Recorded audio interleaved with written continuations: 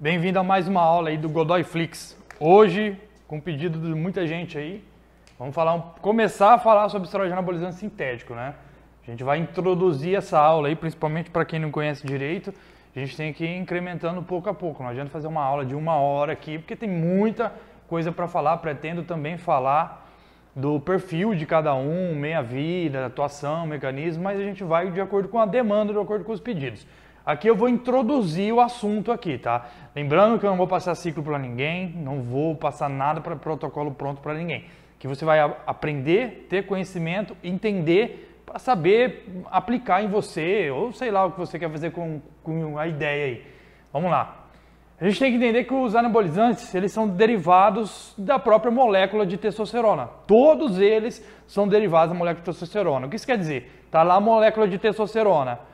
Aí, a partir dessa molécula de testosterona, eles foram fazendo produtos sintéticos ali e criando os anabolizantes. Lá na década de 50 já começou a criação dos anabolizantes. De anabol, ali, testosterona, a própria testosterona, nandrolona, né, que é a DECA, foram sendo introduzidas aí no mundo e os fisiculturistas aí foram os principais ali, usuários, né? Isso é nítido no físico deles, mas está distribuído em todos os esportes aí. Bom, dentro dessas classes dos esteroides anabolizantes, todos são derivados da testosterona.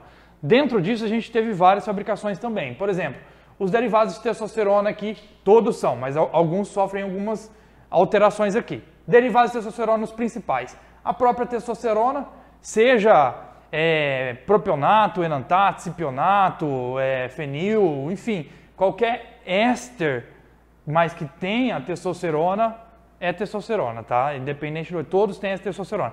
Eu vou falar em algum vídeo sobre cada éster prende um tanto de testosterona nele. Então o éster ele controla a distribuição, a meia-vida, tá? Então vamos lá, os próprios derivados de testosterona. A testo, a metandrostenolona, né, que é o dianabol, boldenona, halotestin, turinabol, são aí anabolizantes ali derivados, são bem semelhantes às moléculas de testosterona. Temos os 19-NOR, né? Que é isso? Lá na posição 19, né, no carbono 19, houve uma alteração na molécula de testosterona para criar esses dois compostos aqui, que é a nandrolona e a trembolona, né? E dentro deles temos aí os seus ésteres, como eu expliquei da texto. E os derivados de DHT. O que são derivados de DHT? A molécula de DHT, ali, a partir dela, foi derivado alguns anabolizantes, mas eles também atuam como testosterona, porque também são derivados da molécula de testosterona, tá bom? Os derivados de DHT, oximetolona, que é o hemogenin, nandrolona, o masteron, primobolan e o estanozolol, tá? Estanozolol. Eles são derivados do DHT, ou seja, eles são o próprio DHT.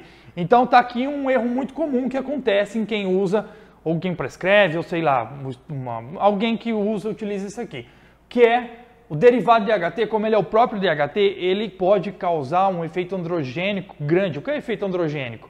Virilização nas meninas, crescimento de pelo, queda de cabelo, hiperplasia da próstata, enfim, acne, oleosidade.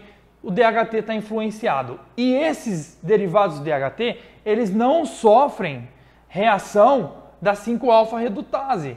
Por quê? Eles não sofrem reação dessa enzima.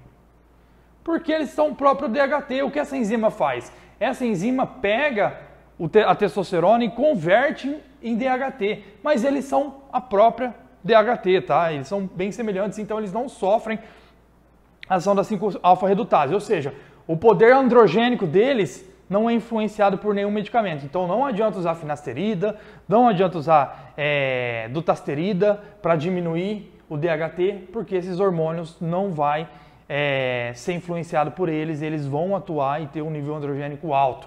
Então cuidado com o uso descontrolado desses caras aqui, tá?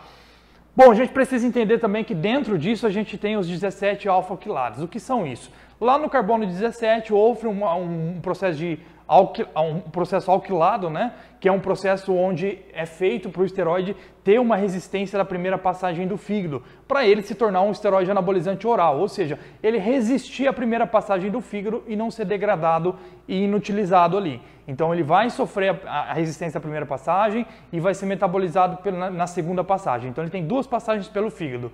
Esses anabolizantes são o dianabol, halotestin, turinabol, hemogenin, né, oximetolona, oxandrolona e estanozolol. Eles têm a sua forma oral.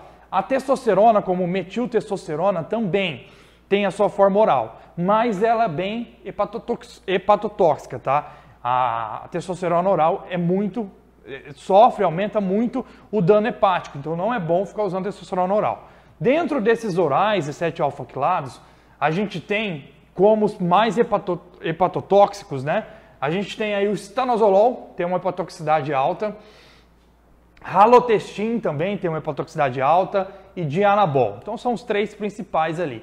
O turinabol, a oxandrolona, eles são mais, o próprio hemogenin, né? Eles são mais tranquilos para o fígado. Tem estudos aí com 200, 300 miligramas de hemogenin sem dano hepático. Então,